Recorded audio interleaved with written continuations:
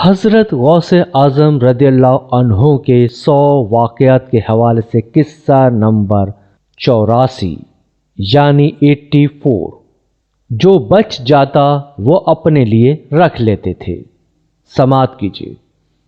حضرت شیخ ابو عبداللہ بن حسین بن ابی الفضل رحمۃ اللہ علیہ فرماتے ہیں کہ حضور سیدنا غوث اعظم رحمۃ اللہ علیہ کے بعض دہقانی مریدین ہر سال آپ رحمۃ اللہ علیہ کے لیے گیہوں بوتے تھے اور جائز طریقے سے اسے پالتے تھے۔ پھر آپ رحمۃ اللہ علیہ کے بعض مریدین اسے پیستے اور آپ رحمۃ اللہ علیہ کے لیے ہر روز 4 یا 5 روٹیاں پکاتے اور شام کو آپ رحمۃ اللہ علیہ کے پاس روٹیاں لے کر آتے تھے۔